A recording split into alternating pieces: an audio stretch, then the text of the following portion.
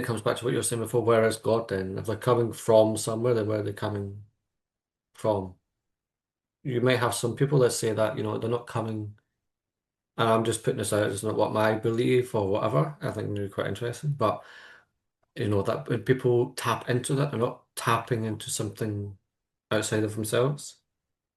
It's like, it's almost within the human being themselves that have something, so many deep, deep, deep, deep layers. And it's not about going outward, it's actually going so far inward that you tap into something. And that's what comes out as revelation. It still comes from God, but it's when you go so far back down into the ground of your being, as what Master Eckhart would call it, or Muslims would call it the source of all being, which is Allah. That's how they tap into that. That's why, the Prophet meditated, because he wasn't, he was, in terms of outside stimuli, was not getting that. He was going deeper and deeper into himself and taking the journey into himself.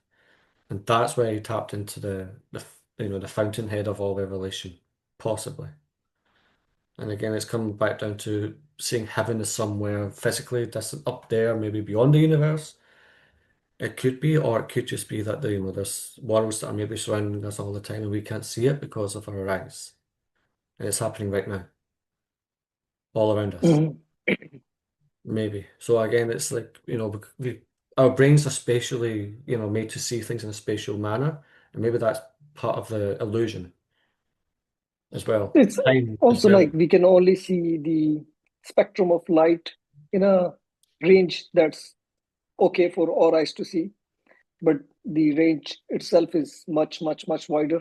So there are animals who have a shorter or a longer range, let's say, than humans. So it's possible that for certain people, let's say prophets, of course, Allah lifted the veil and gave them the, because even if they were able to reach those dimensions, that was with the permission of Allah, because Allah allowed that to happen for them.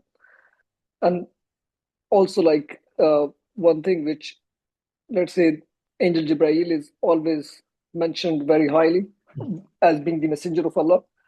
So he was the one who some prophets, or let's say, I don't know, to all he went, they were able to see him in different forms, in many different forms, but everyone else weren't able to see him.